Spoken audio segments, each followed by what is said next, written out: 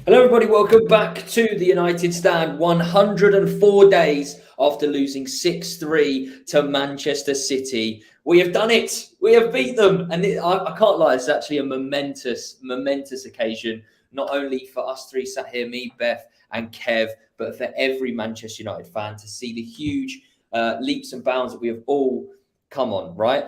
Beth, Kev, come on. An applause for United.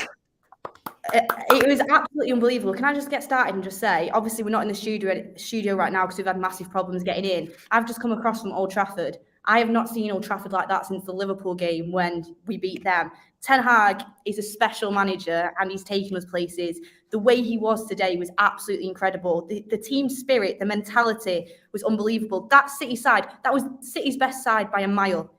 Every player in that position was their best side. And we had in such a good game plan. And yeah, we went 1-0 down, but we came back and we brought it to 2-1. Just unbelievable. It's one of the best feelings ever coming out of that derby, knowing we got what we deserved because we dug in there so much. And Ten Hag is just incredible. 10 out of 10. Man of the match to Ten Hag today, apparently. That's what a lot of people on Twitter have been saying. But Kev, what did you make of the game, buddy? I'd like to, first of all, just give a shout out to Liam Gallagher, Bertie Magoo, Curly Watts from Coronation Street, even Noel Gallagher. Don't keep going, you're running out of City fans. There's not many of them. Well, that's it. That's all 4 of them that I know. Celebrity City fans anyway. So I just wanted to say, enjoy your Saturday. Everybody else in Stockport, Manchester United are back. And I'm telling you, with the takeover as well, the Premier League will be looking at this, other teams. If we do get taken over and investment is put into this team, we as Manchester United fans have so much to look forward to. What a result. I said to Charlie just off air before when I was talking, I was like literally shaking at the final whistle, then the last couple of minutes. And I know, listen, we've not won anything. On reflection of it, it's not a trophy or anything, but we have not competed in these Manchester derbies. For years. I know we had a couple of results under Ole Gunnar Solskjaer that were good, but we have not competed. Usually 10, 15 minutes into these games, we're dead and buried. So to actually compete, go toe-to-toe with Manchester City today, to go behind 1-0 and get into that kind of rut of keep ball where you're looking and thinking this is going to be a long half an hour. As Brendan Rodgers would show, it showed great character. We showed character today at Old Trafford to get ourselves back into the game, but let alone to actually then go on and win it. And you say, Beth, about Ten Hag. Ten Hag is the man. All us were great advocates of this man taking over from Rangnick. He's doing a sensational job. He's got rid of the deadwood. There's still work to do on that front, but we have a team that we are connected with. Fans stayed behind half an hour after that match today to clap the players off the pitch. The likes of Rashford, who's been reborn, Bruno Fernandes was sensational today. Every single one of them, every single Manchester United player today put in a shift, and they can quite happily do whatever the hell they want tonight. Within reason, obviously, because we've got a big game against Crystal Palace coming up. But go out, enjoy yourselves, enjoy the moment. You fully deserve it. The main thing for me again was look, and I don't want to go out there and say we didn't deserve to win, because I don't think we actually played that bad. We did deserve to win. We did. That's what I'm saying. I'm not saying that we didn't deserve it. I just don't think. Look, I think a lot of people are going to be surprised. You look at the possession that Man City were having, and I think for me the goal was coming like 100%. City's goal was coming, so. It was how I was assessing it at that point. They didn't create much, Manchester City, did they? No. And all the talk before this game was about Haaland. When you think about it, 100% City had more of the ball. They were prodding, they were poking us in possession. They were great. They were. But when you look at actual chances, we had more. In the first half, we had, 4 clear-cut chances? We could have at least got 1 goal out of that. In the second half, when in the lead up to the goal, City were all over us, 100% that goal was coming. But then after that, the chances that we got, we took. And even at the end, we could have maybe done better with that second chance. When you look at overall clear-cut chances, I thought we had more of them. When you look at overall play, City had more of the ball. But that's what City's like all the time against any team. The possession-based team were unbelievable. For us to kind of shut them down, I mean, where's Haaland in back of Varane and Shaw's pocket. He was barely even getting on the ball. I mean, Fred did an unbelievable job on De Bruyne. When De Bruyne got on the ball, you could see what he was capable of, but Fred rarely let him do it. Malacia always telling Mahrez where he is, pushing him in the back. You love it. Wan-Bissaka on Foden. I didn't even see Foden barely touch the ball. I just thought, Erik ten Hag, we have our strengths, we have our weaknesses. We really play to our strengths in that. It's the substitutions he made today as well. You have to take your hat off to. Oh yeah, 100%. You know, to Eriksen, to bring him off at that stage, you could see, you know, he wasn't really influencing the game. But to bring somebody like Garnacho on at that stage, who again, he just causes all kinds of problems, and a great assist for the Rashford goal. There's not many United players that would have kind of swiveled, played a ball in like that to Rashford. It's great to see. I'm on great form today, me, man. Just want to shout out some new members. Connor, new member, Jose, Curtis as well. We got a super chat from Darren. Bruno's gone back to his best since Ronaldo left, I guess you're trying to say. And look, I mean, obviously Ronaldo leaving, I'm not going to lie. I think it's pretty visible how big of an impact you can tell it's had on the team. And, you know, everyone else seems to be taking note of it as well. Not that the pundits are right, even 50% of the time, but even they're saying, you know, you can see a team, a cohesive unit that's going on, which is really, really good. But yeah, I think we can start from the start. And Beth, give me your thoughts on, because I know you're obviously a big fan of Lisandro Martinez and Varane's partnership that they have managed to build up. But were you surprised to see Luke Shaw starting the game? But quickly, I'll bring up Zane's super chat you just put up there. Bring it on at the Emirates. We are ready for you, but well done. You'll be back when you win the league. Well, we will be back when we win the league. We're back, baby. Interesting on that, Zane, because I've been waiting to say this for a while.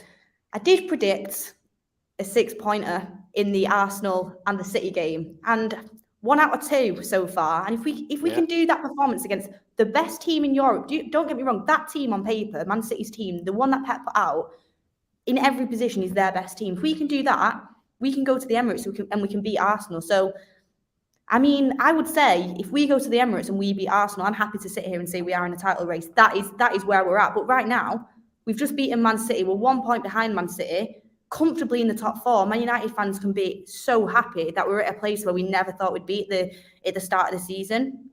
What will be interesting is getting through that Arsenal game as well and seeing what result comes out of that. Because if that's a win, Man United are really going to be flying. But as you said, I'll get back to your question, Charlie. Luke Shaw starting instead of Martinez.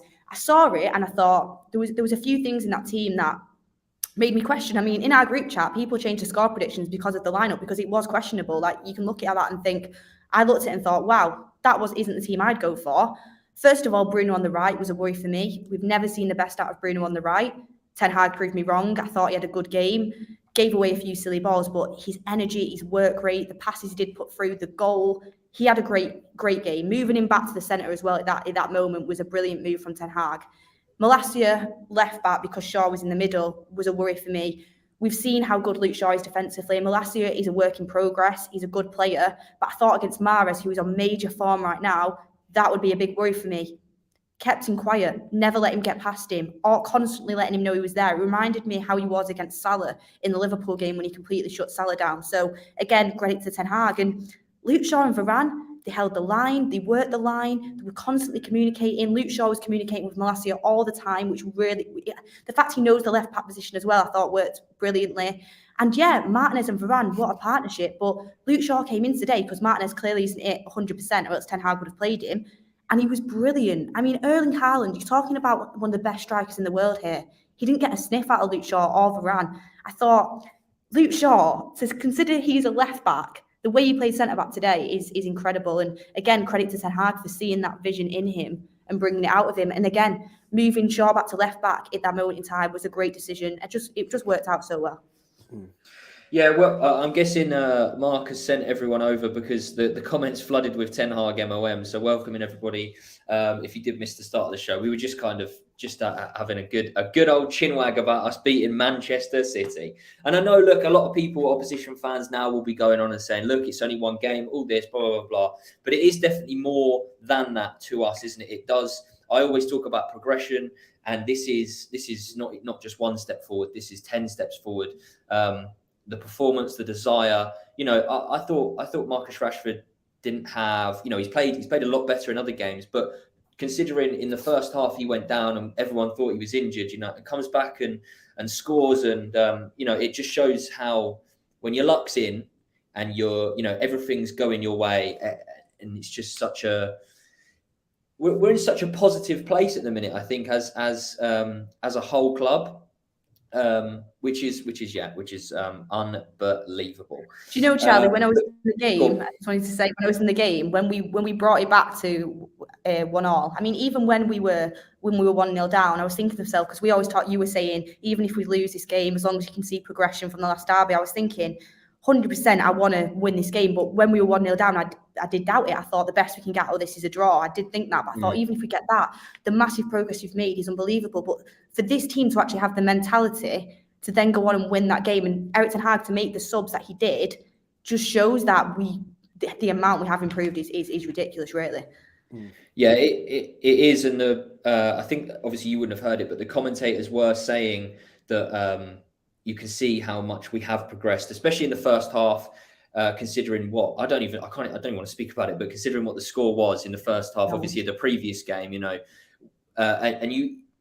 obviously we could have played like that and we could have still been drawing, but you can clearly see defensively we are a completely different team. We're a compact unit, and obviously Casemiro, Varane, just Luke Shaw, outstanding. But Kev, touch a little bit on Anthony Martial today. I quickly checked Twitter after the game, and I actually got added in a tweet. It was actually to do with Ricky. He's obviously not here, unfortunately, but it was obviously to do with Anthony Martial. And someone was saying we played so much better when Martial and Eriksen went off. Make sure to tell Ricky, blah blah blah blah. But personally, I actually thought we looked worse when Martial came off in terms of an attacking threat. We weren't holding the ball up as well. We didn't actually have a proper out ball other than the ball over the top to Marcus Rashford. But give me your thoughts on. I don't know if Martial actually came off because it was an injury. Whether Ten Hag thought it was performance related. I'm not sure if we know that yet. But what did you think in terms of Martial today? I don't know whether it was an injury, like you say yourself. I mean, me looking at it as a supporter, I probably look and think he's brought him off more for a tactical kind of change. The one thing that does kind of infuriate you a little with Martial is we talk about the press and how that should start from the front. For me, the number 9 should set the press and the tone for the team, which he did not really do today. There's a few instances where I'm thinking, close down Ederson. You know that Manchester City will take their time at the back. They like to play out from the back. So if you've got the likes of Fernandes, Rashford, who are willing to do that kind of work, it really has to come from the front. And Martial, whether it's an injury or not, maybe Ten Hag, like you say, has played an absolute blinder. But to bring on Antony and try and replace him in that position kind of told me that, yes, he was looking for pace. Somebody is going to close down quickly. But again, it just screams of, by God, do we need a number 9? And it's actually a great position to be in now, because you look and you think, God, if we actually get one who can score, let's just say minimum 20 goals a season, that the dynamics of that team change 100% at Manchester United. So looking ahead to the summer plans, which obviously seems ages away, number 9 would be on the cards. It's a part of the team that we do need to address. But at the minute, as a collective and as a team, the goals are kind of being spread out as well, aren't they? And Rashford is just absolutely on fire. It's almost like since Ronaldo's gone, he's stepped out the shadows. I'm going to be the main man. And he's been absolutely frightening in a great way for Manchester United. Fantastic win today. Yeah, I've got a little bit about... I want to speak about Rashford in a bit, but super chat from Pruth Viraj saying Malacia making left back his own. Mahrez was so salty. And also one from Tim. City tears are so yummy. This win announces to English pundits that Ten Hag is for real. And he is United's future. They all need to start giving Ten Hag the respect he has earned. Great effort, great team effort today. But even everyone's Charlie, obviously buzzing. Go on. Even the midfield. I mean, after the Charlton game, Beth, we did a bit of a preview, didn't we? Who you would play in midfield, and I looked at the lineup today. I took dogs abuse. That was the same midfield that I said I would have chose to match up against Manchester City. I'm looking at the Fred. I said Fred, Eriksen, and Casemiro as a free, and then we spoke about Bruno, and I said if you want to fit him in, he probably could do a job on the right. And Kev took dogs abuse, man. I watched the comments back when I made these comments about playing Fred and that, and they're going on, Lee Max on crack, Teabag's lost the plot, what's Kev on about, and all this, and I'm like looking at it, and it's worked today, hasn't it? We knew we had to have a kind of Fred in that midfield, stay in your lane, tenacious. You have to stop Kevin De Bruyne. If you can stop Kevin De Bruyne, them through balls, you are giving yourself. You stop Haaland as well, don't you? You stop Haaland. Yeah, you stop that supply. Do you know what it showed me as well? The fact that because we all, I think we all said we'd start Fred in our starting lineup. I think we all said we'd start Fred. I think I said I'd drop Eriksen out for him, which eventually did happen later on in the game, which it had to happen. Eriksen was great earlier on, but he did get tired and he got run through a bit, especially in that big City spell. He wasn't needing that midfield, and the Garnacho sub was superb. But what it taught me when I saw Fred in the lineup, because I was unsure whether he was going to do it, because obviously last time he played City, he played Eriksen, McTominay and Bruno. At the Spurs game, he played Fred in that, and it worked out brilliantly. And I was thinking, will he do it? Will he not? When I saw him in that lineup, I thought to myself, this manager has actually learned from the last time we've played them, and he's adapted. And you could tell how much he's actually studied Manchester City over the last. You would expect that from all managers, but Fred in that midfield today was an absolute masterclass.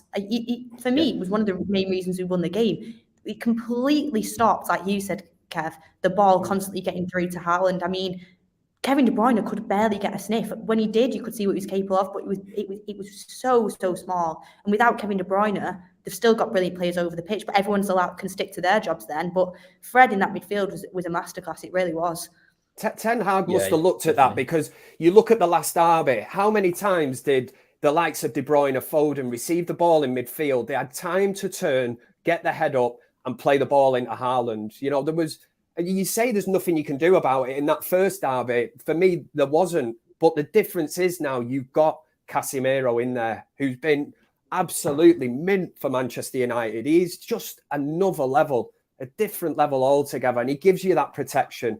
Then you've got Fred, who complements him. And obviously a bit further forward, not Eriksen's best game for Manchester United, but Ten Hag identified that. He made the change at the right time. He's got everything right today. And as you rightly say, at the back, Luke Shaw, to leave out Martinez, maybe not 100% like you said, Beth, but he's gone with Luke Shaw, who he's trusted. Malacia left back's done a job. Everyone's man of the match today for me. Can I just say, right, I would want to be there when Erik Ten Hag goes into Luke Shaw and says, you're playing centre-back against Erling Haaland, by the way, on Saturday. Prepare yourself. Like, imagine Luke Shaw. Like, he's played centre-back a couple of times now, and you think he's done a brilliant job. But Luke Shaw would have thought, Haaland? Like, I'm going up against Haaland. I don't know if he would have, though. That confidence as well. I mean, yeah, maybe not, but he would have been obviously more intimidating than usual matches in this game. He obviously has Varane next to him. But what Erik Ten Hag has also done, which we talked about before, by getting Shaw completely used to this position. I mean, if Shaw can play centre-back today against Man City that well, he can play it at the new camp when Martinez is banned, which he is. So it's like, we were so worried about going to the new camp without Martinez. We've now got Shaw, who's definitely going to play that position. So he's already preparing for the games as well. It's brilliant, really. Yeah, David Saint says we were visibly worse with Martial off. I think it was an instruction from the manager not to be too aggressive in the press. Troy says, good work, team. Backed with this 2K bet. We're winning the league. Called the league in October. Fred, Shaw, Garnacho, Rashford. Wow. Need more loan players, please.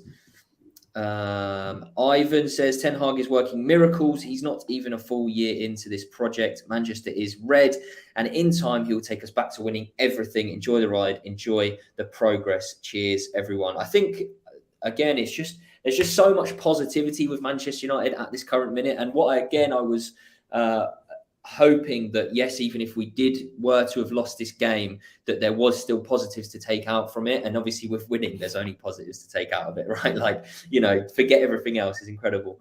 David says, enjoy the win, but all progress is lost if we don't take care of Palace. Need to rotate. I mean, look, this is the thing, right? Everything, every game is as important as, the previous one. If you want to actually challenge for, if you want to make it serious about challenging for the league. And I want to make a point of actually saying, I don't want to hear anything about title races yet. Why? Just yet. No. Don't you start yet. The only thing I can say on that subject is we are 1 point behind Manchester City. If you asked, I know Manchester City are a better team than us. They still are. We beat them, but they still are a better team than us. And I don't want to be negative in that way, but I knew we could definitely beat them today. But if we're 1 point behind City, with Arsenal as a game, which is literally a week tomorrow, we are in a title race. We are. If City are in a title race, it's not about where we are in the league and in terms of points and stuff. For me personally, I just don't think that responsibility and that type of pressure should be put on the side yet. That's all it is. Not in terms of if we go and do this. I don't, Beth. I don't want to hear it. Okay. Settle down. Well, you also changed your score prediction and we ended up winning, so maybe be a bit more positive. Well, I would have got it wrong anyway because I said a draw. The amount of diving today from City, Graham says Martial makes us better only because he's all we've got, not because he's brilliant. Well, we've got the mighty Weghorst to come in yet, so you never know what that's going to happen. Fred followed De Bruyne into City's dressing room. Yeah, I've seen a few tweets of the old back pocket. Kevin De Bruyne is hiding in there with his keys. Arjun says, I felt pure joy since a long time ago. I just want to thank and appreciate our manager and all the players. I mean, look, obviously there's going to be a lot to take out of this game. And I don't actually want to touch on anything negative. I don't actually think I have anything negative, really. The stuff I've got written down is Casemiro. See, Bruno got given man of the match, but Beth, I want to get your opinion on this because you were actually obviously in the ground. Who was your man of the match watching it live? God, it's so tough, It is. Yeah, because I thought it really was as well. I wouldn't have given it to Bruno, but again, not because he played bad or anything. I just think there was players better. I think Shaw was incredible. I think Casemiro, again, look, it's almost becoming the norm that Casemiro drops like an 8 or a 9 out of 10 like every single game. Like, it's scary. For I just do think that there was, if there was like a way of giving, the man of the match, player of the match to a collective, I think it should literally go to the whole team. I think everyone was so important and so crucial towards what result came out of today, right? Absolutely. Honestly, it's so tough because I thought everyone did brilliantly. The only one, how you said you didn't have any negatives, the one negative that I had is De Gea's passing was abysmal and it put us under pressure quite a few times, passing out from the back. Awful. Like, his long kicks as well were just going straight to City players in the midfield. They were right on top of us. Like, I'm not saying De Gea made any mistakes in goal because he didn't, but the passing was genuinely dreadful and it was constantly putting us under pressure. But I don't want to be negative because, we won the game and the team played unbelievably well. And I mean, when I was looking at it, I thought Malacia had a great performance on Mahrez. Fred was unbelievable. I actually think Bruno was top class. Everyone knows I'm a Bruno fan, but today as well, there was a few misplaced passes, there always is, but that pass over to Rashford that he should have passed to Martial for an open net. I mean, just that pass over to Anthony when he got fouled, like certain things that he did were brilliant. And he must have covered every single blade of grass today. Shaw and Varane as a collective partnership were brilliant. I mean, Wan-Bissaka did a very good job. I actually don't think I could pick. If I was going to pick one, for me, it'd probably be between Fred and Bruno as a man of the match. Yeah, Fred was very good. And I mean, look, I don't tend to write much about Fred in terms of anything, positive really, but I've literally got 2 words and it's Fred masterclass. I actually thought he was, again, one of the best players. But the world of Louis says, Man United, let's go. In Eric Ten Hag, we trust. Can you give my sons, Louis and Lucas, a shout out? Thank you, guys. We love you guys. FYI, I'll say it. title race. Let's shout just say as out well, Lucas and Louis, by the way. a few people in the chat are saying De Gea's passes weren't bad. I don't know if it was only in the stadium that you could see it. Could you guys see on TV? No, I could see it. Yeah, I was actually going to say the commentators brought it up as well. When you said that, Beth, because it does, especially against a team like Manchester City.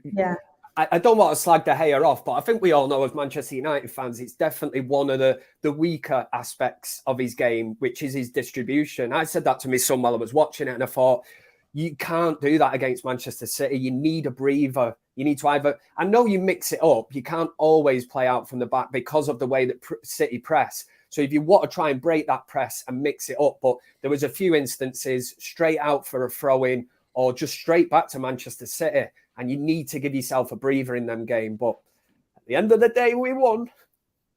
Yeah, exactly. You don't want to be too negative. It's just something that could have potentially cost us, but didn't. Yeah. Thank God.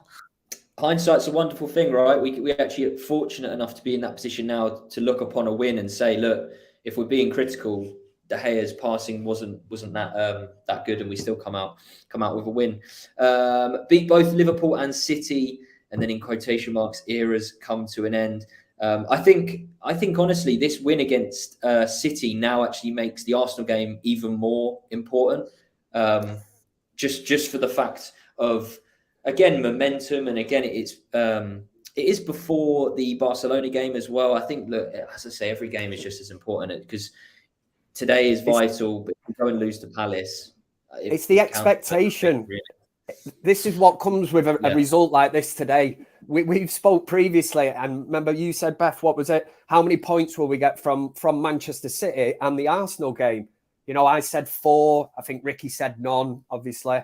And Beth got giddy and went for 6. But fair play. I'm looking at it now and thinking, I don't want a point from Arsenal. You know, if we're good enough to beat Man City, we can certainly go to the Emirates and give it a right good go. Why not?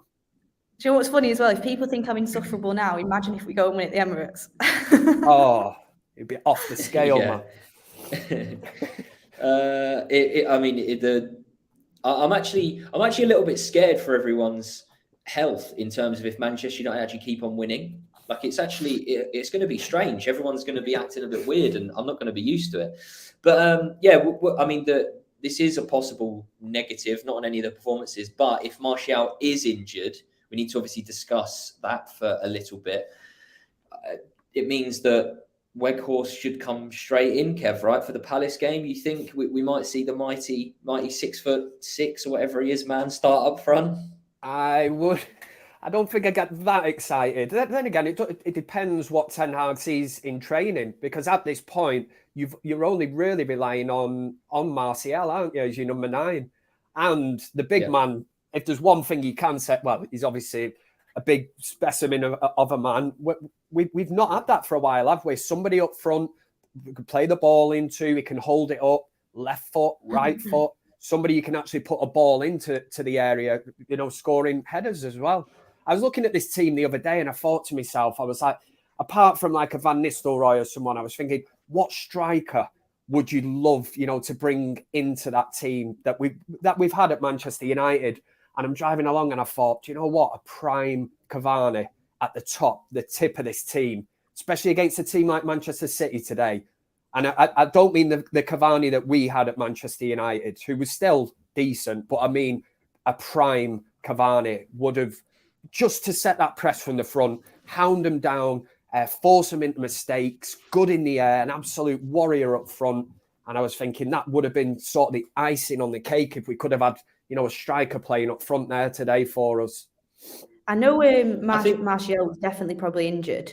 I think that's why he came off at half-time, but Anthony's never a striker in a million years, obviously. I do think when he came on, though, you could see how little Martial was actually pressing because of how much Anthony was. And I know Martial, for me, actually wasn't that bad. I think he got caught offside too many times, which you can't be doing. You've got to switch on.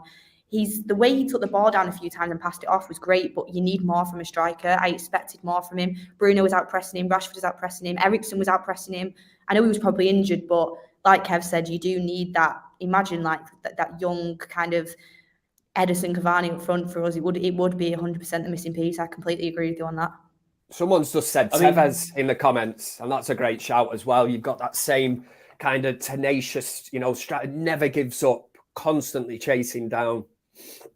The numbers that Weghorst has put up in terms of pressing has been pretty good, though. So maybe it's something, God's sake, maybe it's something that we can, and we should be expecting from him when he does come in is the likes of the pressing monster. I think, Beth, didn't you, obviously, when we did our little scout report the other day, saying that he had the most presses in the Premier League, was it last season, or per night, or in a game?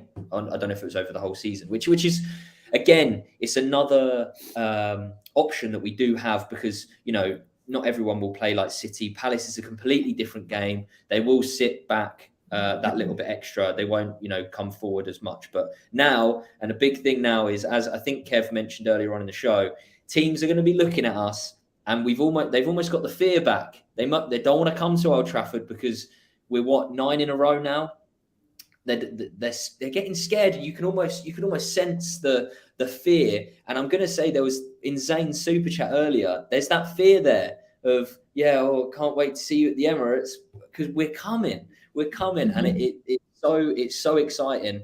But again, Beth, one thing I do want to bring up is that in the big games, we are very clearly still a counter-attacking team. That's very clear that we're not quite at the stage yet of doing what Man City do and controlling possession, whether obviously nothing came of it for them apart from the one goal. But can I just say on that point, I do think we're much better at controlling possession, just definitely not against a team who is the best in the world at it, which would be Man City. This was going to be my question is, in the big games when we are playing against, the Cities, the Barcelonas, the teams that do like to keep possession, how do we improve on, not necessarily that we need to, because again, we won, but obviously the more you have the ball, the less the opposition has a chance to score, right? So how do we improve on gaining more possession? Is that just more time under Erik ten Hag? Obviously game plans and stuff come into it, but how do you see it in terms of having more possession and controlling, the ball against the big sides like your Cities, etc.? I think, first of all, having someone, Martial was really clutching at straws today. As I said, David Hayes' passes weren't the best, but we need to be able to get that ball more when basically 9 times out of 10, City were winning the ball when it was in the air most of the time in the midfield, unless it was, not in the midfield, like when it was pumped up front to us. Martial did it a few times, and the times he did it, it was brilliant the way he took it down and passed it off. But it's hard for him because of his stature as well. So I think we need to be getting the ball back in that way a few more times. But also I think potentially another midfielder in there with Casemiro and Bruno. I thought Eriksen did some great things today. He got into some good spaces. He had some good touches. First half was much better than the second half. I thought second half, you could tell he was completely tired and he got run through quite a lot. But having maybe a little bit more of a dominant midfielder next to Casemiro could help us. But I also I think the main factor of it, we've improved it so much, especially with Varane, Martinez and Shaw out at the back being able to pass out. It's leaps and bounds ahead of what we were last season. So we've already improved it a lot. But I also think confidence, like this Man City game, the players would have been nervous. Like we got beat 6-3 at the Etihad not that long ago. We have improved from there, but they would have been nervous. And Erik ten Hag clearly set up a game plan of sticking in there. If we can break on the counter, then that's brilliant. And as well, I also think play to your strengths in games like this. That is our strength. I don't think there's anything wrong with it if you end up winning the game. But in order to dominate possession a little bit more, I think another midfielder winning the ball better when it's in the air a few times would be great, especially when it's up front. But also having that confidence in the next game against Man City, the more we've improved, I expect us to see us have even more possession than we did today because the confidence will be there within the players and the belief will be there. You've got to think City have been playing this way for years. They're the best team in the world at it. To go there and get a result the way we did. And I actually thought we had more of the ball than what I even expected, to be honest with you, today. It wasn't brilliant by any means, but I think the more Ten Hag works for these players, the better it'll become and the confidence will grow.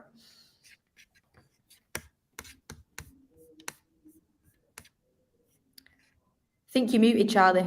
Oh. Don't know what happened there. I didn't even mute it. But they got to release more funds to Ten Hag now, though. I doubt that will happen. Top 4 without spending any more. Is the Glazers not so dry? dream. Colin with the super chat as well, and Kev, I want to take this to you because Beth did mention Eriksen there. Colin says, thoughts on Eriksen? Seems like it's been a while since he's put in an above average performance. His second half today was rough. I mean, me and you have done forums before where we have held Eriksen, to the high heavens in terms of praise. He's been, outstanding. But do you think it is, especially with Fred's performance today, do you think it might be time, not that Eriksen needs to be dropped, but, that there is a little bit more rotation, especially with the form that Eriksen is in? I don't think he's playing bad. I just think he's set high expectations that now people are holding him to. Yeah, and it's a key area of the pitch. I think I said this going back a couple of games ago. I looked at Eriksen. I'm very surprised that he'd not really been rotated as much as other people in that team. Probably tells you everything you need to know about what Ten Hag thinks of Christian Eriksen at Manchester United and how much of a vital cog he is in the midfield engine. These are where these games are won. Like you've both kind of alluded to, Eriksen, not his best game for Manchester United today by a country mile, but the standards that man has set, it's very easy then to look at games and think, oh, well, he's not really done that much. Eriksen does look tired. He definitely needs a rest. I don't know where that actually comes at the moment. Fred's played a good game of football today for Manchester United, but I mean, we've got real big games coming up, and I would want Christian Eriksen in that team. Now, if that starts at Crystal Palace, I listened to Bruno's comments after the game. It's all about on to the next game now, not getting ahead, not looking at them other fixtures. But would you possibly rest an Eriksen midweek against Crystal Palace, which now is a game, I'm not saying it's must win, but certainly if we want to be in the mix for top four, and I know Beth's getting a little bit excited mentioning the T word in title, but even if you wanted to, even fight on that front, you have to be winning these games at Crystal Palace midweek. And obviously then that sets you up for the big one then against Arsenal. On a serious level, on that note, I was getting a bit carried away myself. I do think this result is absolutely huge. But when you actually look at this depth in our squad, like the T word, like you said, title race, I think we are in it because of the position we're in. But it's not where we will be, in my opinion, come the end of the season. I think we can definitely be fighting for third and second, though. 100% we can be fighting for that. That would be a bit of a stretch. But, I mean, any owners now, looking at the position we're in, you've got to invest in that squad. I mean, to have 300 million on debt in transfers for the financially in play is honestly criminal. And looking at it, yeah, we spent big in the summer, and that was because they mishandled the transfers. Right now, what Erik Ten Hag needs, he's in desperate need of a bit of depth in this squad. And imagine what we could do. And like you said on Eriksen, Kevin, I thought this chat summed it up well, so I want to read it out. Jordan Nichols said, Eriksen will be class against certain opponents. He hasn't got quite the legs to play a full game against City, but he's still good enough for United. And that's what I mean. If we had like a Enzo Fernandez, I mean, Jude Bellingham's going to end up it. Like, he's not coming to us, but if we had like a Jude Bellingham type character, or even a Frankie de Jong in there, Frankie de Jong may be a bit less physical, but has a bit more legs than Eriksen. Anyone of that ilk added to that midfield, the depth would be brilliant, but we're just missing that sort of character, I think. A very good box-to-box that can add some depth in gritty games like this. And this is where the argument about the sale of the club, I mean, this cannot come quick enough. We discuss and talk about transfers. Man United making that signing recently tells you what you need to know where Manchester United are at the minute. The Glazers are not going to invest at Manchester United, whilst the club is effectively up for sale. I tweeted out the other day and said it. It's like agreeing to sell your car and then, I'm resigned to selling it. Oh, I'll stick 4 new tyres on it. You wouldn't do it, would you? That's where the Glazers are at the minute. They've agreed to sell, but you're not going to put anything back into it now. They haven't took dividends recently. They are looking effectively to sell this club. So why are they going to go out and buy, for argument's sake, a Harry Kane at 150 million? They'll wait for the new owners to come in. And that's why, for me, and I'm sure a lot of other Man United fans are thinking, it cannot come quick enough. This will be the biggest day, probably, in Manchester United's history of recent years. The day when we can all go to Old Trafford and celebrate these parasites finally leaving Manchester United, rid ourselves of them shackles and get down to being a big club. You know, Man United will always make money, but we need investment. Look at that team we're playing today.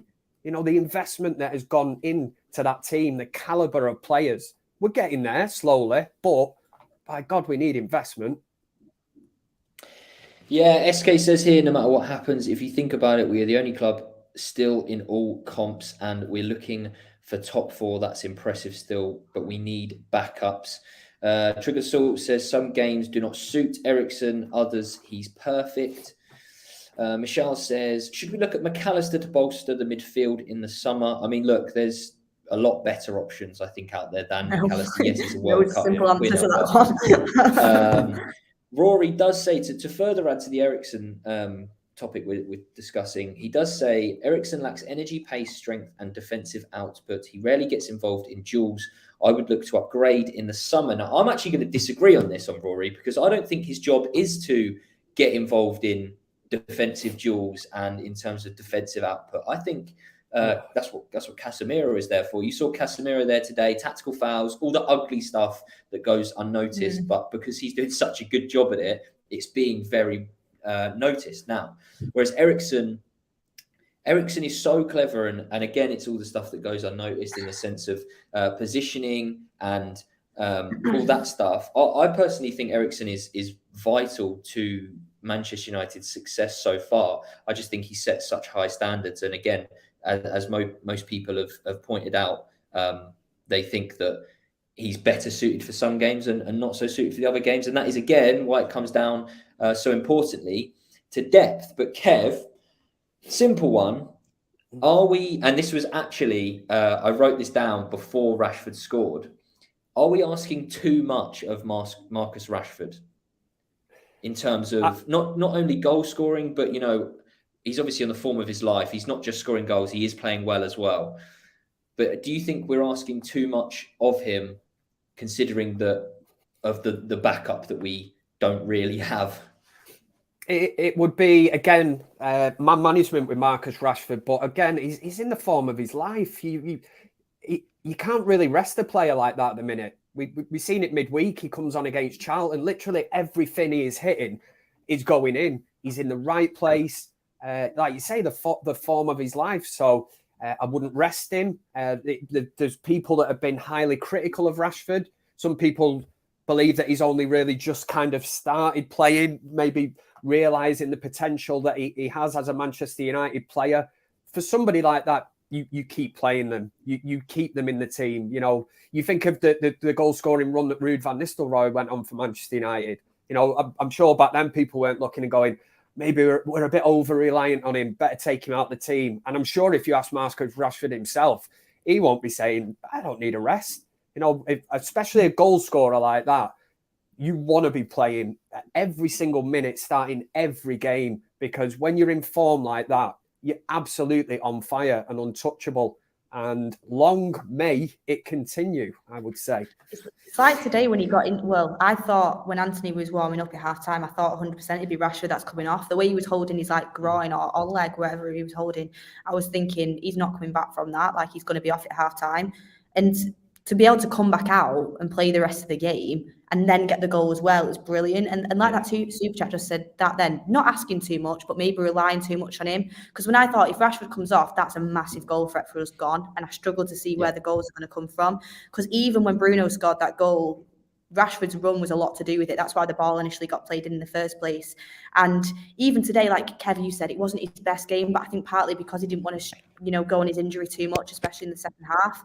But his gameplay's become a lot more intelligent under Ten Hag. He's making good runs. He's better with the ball at his feet. I mean, he's hitting the back of the net. A lot of the times he was missing the target completely. There was a few things like I thought he could have maybe passed to Martial when it was basically an open goal instead of shooting, but he's a goal scorer on form. He's going to shoot. But after the World Cup, Marcus Rashford, I mean, we saw a glimpse of it early in the season. There's generally not been another player in the league that I think's been on his quality level. He's absolutely on fire, and I just think there's so much more potential as well. What I do think, though, is you started to see Garnacho and Rashford linking up quite well. They seem to have a good relationship. Garnacho, that's the second time I think now he's assisted Rashford after coming off the bench. So I think maybe that interlinking play is something that can help us a lot more. And like someone in the chat said, getting somebody in who can also play up front as well as Martial will take a bit of the burden off him, so he can potentially get rested if we're winning in a game. You know what? I actually think Marcus Rashford last season, in terms of headspace and everything, I think he doesn't stay on the pitch. I think he'd actually be happy to come off being injured. I think the turnaround has been that substantial in terms of how confident he is and everything. And it sounds stupid. It's like, why wouldn't you want to be on the pitch in a huge derby? But I think he was in probably such a bad place in terms of just football and everything, that he would have been quite happy to come off. And Manchester United last season, we wouldn't have been in that game, even in the first half anyway. So it's kudos to everyone.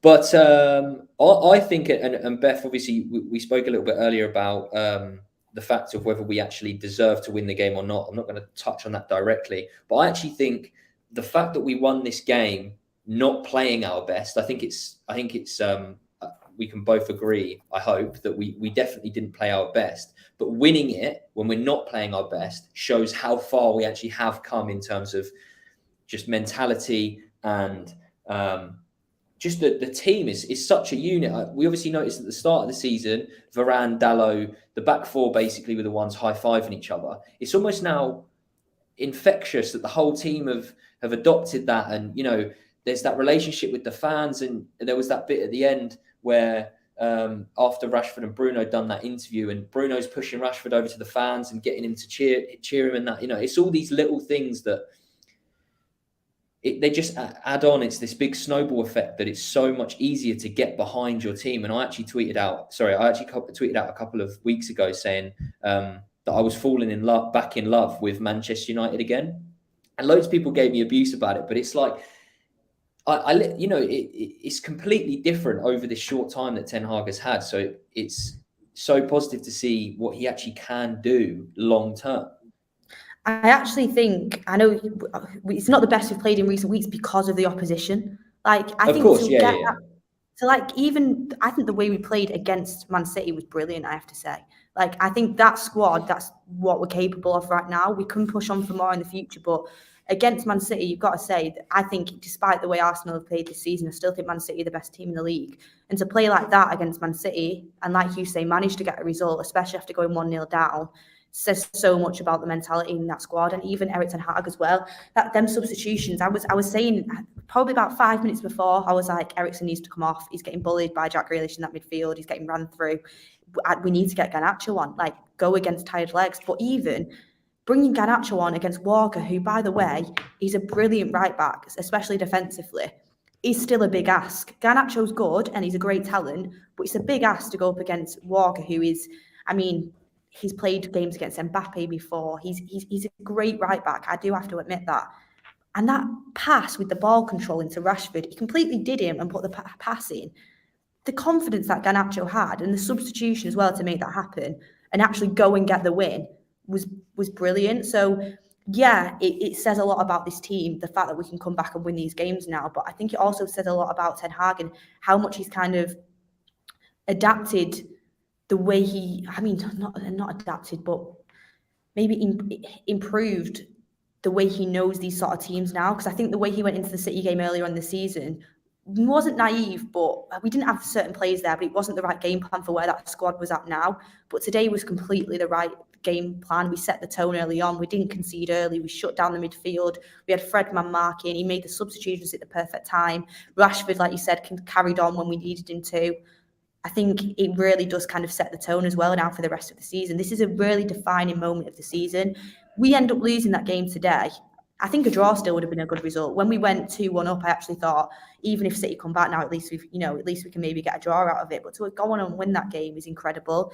And again, another pivotal week. Crystal Palace aren't an easy opposition, especially away from home. And then Arsenal away from home at the Emirates. It sets us up now into a really positive week, and you've just got to keep pushing through. But I'm so proud of the team, really, because they've come such a long way. And it's amazing to be a United fan at the moment. I think everyone should just be happy off the back of this result. And the fact we see a manager in charge who, I mean, everyone was calling it Barchester derby, wasn't it? Because he went toe-to-toe with Pep today. Pep changed it. That Grealish sub was brilliant as well. That it was. And he noticed a few things. And City had that moment where they're on top of us, but Ten Hag came back with his substitutions and we managed to win the game. It was a proper tactical, managerial, like kind of masterclass by each managers. And the fact that our managers out there competing with Pep as well, and the team, the mentality, it's just brilliant. So it's great to see Manchester United actually competing again, like we've all said, which is good to see. That's the main word that you've just said then that I was going to allude to is mentality. I think the mentality shift change at Manchester United has been absolutely huge. And the word competing, how many times have we gone into Manchester derbies where you just felt that we've literally, as a team, gone out there, rolled over like a dog on the pitch or whatever, and just had our bellies tickled by Manchester City. They have steamrolled us in past derbies. And that's what makes today such a beautiful game, because it's about game management. We stayed in the game for a hell of a long time. Even at 1-0 down, you are still in that game if you get the next goal, which we did. But the mentality, you know for a fact, them players are actually going out there now believing that they can win games. They're not going, oh, Manchester City, they're well better than us. They're going to beat us. There isn't that now. And like Charlie, you said, connection with the players, everything. It's great to see the camaraderie between the fans and the players. We've got that back. We lost it for years. A lot of us were disconnected from this club, from a certain group of players that you looked at. You weren't getting anything back, and now you are. Yeah, 100%. That super chat there is what I was trying to say before. Like, obviously City had more of the ball, but if that is true, I'm not sure. Mira Mariga says United XG was 2.15 and City's was 0.76. Possession is overrated sometimes. Remember Spain in the World Cup? I mean, Spain didn't end up really. Well, actually, exactly, with all the possession they had. I mean, the fact that we were actually creating chances from early doors was great to see. I honestly didn't expect it. So I thought that super chat was good to kind of sum up how the game went. City in possession were a lot better than us, but chance-wise, we managed to create, which is something we've maybe criticised a bit over the season as well. So the fact we're improving that too. We just need to, I think we need to learn when in the games where we do have more possession, when we do play the lesser teams, we need to then almost put what we've learned from this game in terms of creating those chances, but now doing it when we have more of the ball, because, when we come up against the teams who play the low block and it's a lot different to play against, it is that little bit more difficult. But SK says here, we managed City's attack. Look at the shots. We weren't overrun. Very different from last time. We learnt Garnacho can handle a big game. That is a huge thing. I think, Beth, we had a little bit of a discussion in terms of whether Garnacho, whether Martial was going to be available firstly, and therefore if Garnacho would have been brought in. We were having a discussion if we both thought Garnacho, this was a time, it's a lot of pressure to put on a young kid, but I think now the way that Ten Hag has managed him, and I hope he obviously does keep managing him in the way that he has, I think he's vital and has a very, very bright future ahead of him at Manchester United. I think when he is he 18? Am I right in saying he's still 18? 18, which is crazy. Yeah. So he's still, sounds stupid, but he's still actually going to grow up. He's still got he does look like a bit of a kid on the field as well, doesn't he? Yeah. You think when he actually does get to 20, even in 2 years' time, how much development he's actually going to do physically, mentally. Blimey, we've got some player on our hands. But I don't know, I've seen a lot of people in the chat spamming Aaron Wan-Bissaka. That was the next topic that I was actually going to bring up, was the performance that Aaron Wan-Bissaka put in. Very good. Yeah, very good. I did actually watch at when City scored, Mark was actually going ham on Aaron Wan-Bissaka, saying that he was the reason he lost Jack Grealish wasn't marking, blah, blah, blah, blah. I disagree. I don't actually think it was Aaron Wan-Bissaka's fault, directly. I just don't think any of the defenders were marking anyone at that specific moment in time, hence why Jack Grealish had a free header.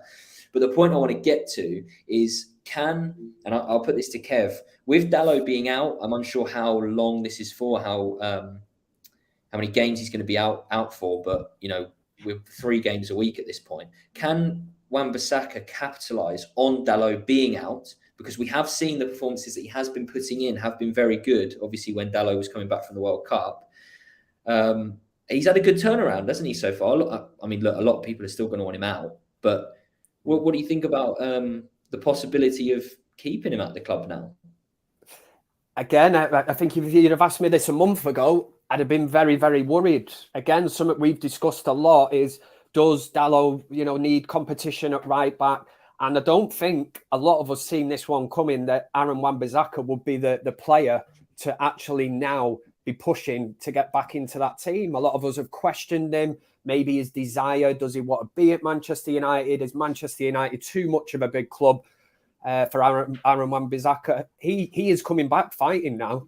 And again, I will go down the Ten Hag route. Obviously, it is testament to Wan-Bissaka as a player, but you have a coach there. You have Eric Ten Hag, Mitchell van der Gaag, Steve McLaren. They are doing great work behind the scenes. We are now seeing the best of the likes of Rashford. I talked earlier about mentality. You are seeing players that even played under the likes of Rangnick, Ole Gunnar Solskjaer. The levels of improvement are unnoticeable. I mean that in a great way. You kind of look at it. Very, very noticeable. You look and you think they seem an absolute different player to what they were under previous regimes. What does that tell you? It tells you that if you get the coaching set up right, and these players that are training every single day, as long as the message is getting across, the instructions, they are carrying it out. And it makes it look so simple. It's so effective. And that's how a football club, should be run, especially on the football side of things. So many players now. And Wan-Bissaka, he's honestly, like I say, if you'd have asked me a month ago, I'd have thought, not a chance he's getting back in this team. But little things are developing in his game. And it's almost like he's rose to the challenge that Dalot has been in great form. And yeah, I like to see that fight. He obviously thinks, no, I want to stay at Manchester United, want to be part of this club. And fair play to him, because we were discussing loan moves, what the best option was for him probably about a month ago. Whereas now you look and you think, we'll keep old Spider-Man, keep spinning them webs, lad. He can only get better. It's only a positive for Dalot as well. It gives him competition and will make him keep up the performances as well. It's no doubt, I think, that Dalot is still clearly our best right back in as an overall, all-rounded game. Package. But it is nice. It's nice to know that when called upon, Wan-Bissaka can do a job. Beth, do you think that, just quickly, obviously, before we end up in the show, do you think that Wan-Bissaka does still have a future at Manchester United? Yeah, I have to say, I was one of the people that wrote him off 100%. I was saying he weren't good enough. And today, again, I said before the game, I weren't worried about him coming in playing right back against City the way he's been playing recently. I know it was against lower opposition, but I wasn't worried because he can keep players quiet. We know that. But today as well, I mean, with the ball at his feet, he was great. Like, I've never, he was doing step overs and getting away from City players. Like, I was thinking, what is going on here? Like, he actually links up a little bit in attacking play. It was rare because we barely got into City's half a lot of the time. But when he did, he made a great run where Bruno should have passed it to him. Instead, he went to Malacia on the other side. And it was a poor ball. Through a 3-1 goal, he kept Foden quiet. Grealish, we know how he is with drawing fouls. He barely got a peep out of him. He had to start coming into the midfield and targeting Eriksen and players like that, which he did end up doing successfully. Yeah, we know one of the things he does sometimes do is lose his man on the back post, but I think to blame him for that goal is a little bit harsh. It was a very good goal scored by City. And there was one instance where he actually got over to the back post in the first half and he managed to bend his head to get his head there and put it away for a corner, and that was brilliant as well. I actually think Wan-Bissaka, now I'm thinking, I actually wouldn't want to sell him or loan him out. I was, like Kev said a month ago, we need to get a right back in. If Dalot gets injured, we're screwed. Wan-Bissaka today turned up and I thought he played a very, very good game. And I mean, it's against Man City too. The level of opponent you're against is up there. And for all the people saying as well, oh, Man United, this is who you've beat on your unbeaten run of 8 games, and then was naming all of our teams. Add Manchester City to the list now and talk about it then. So That's the one. Exactly. You can. This is the thing. I don't get that argument because we don't get a choice of who we play. You can only beat who's in front of you. So it doesn't make sense. Look Do at you who know what we I beat also this think as well, season. quickly before we just finish up, what will help players as well with improvement is, like we've talked about, the likes of Casemiro being in the middle of the pitch, constantly talking to everyone. Like, he talks to Wan-Bissaka a lot. He talks to his back four. He talks to his midfield. And even like the attitude, like when he was coming off the pitch, because I think maybe Ten Hag was just kind of making sure he wasn't going to get injured because he had that little bit of a knock. He was telling players how to like kind of see out the game. He was talking to them all. There's a lot more communication now as well from players that are actually worthy of telling other players, you know what I mean, like are actually at that elite level, so they can pass on good information. So that's another good plus as well to add in. Yeah, it's huge. I think there's only positives to take, in all honesty, apart from the fact that we don't know whether Martial, the extent of if it even is an injury, etc. But that's the way we're going to end the show, guys. I really do appreciate everyone for sticking by. Unfortunately, it wasn't in the studio, but there was very big complications with that. But Beth and Kev, appreciate you for joining me as well. And yes, I will be seeing you in the next video. Peace.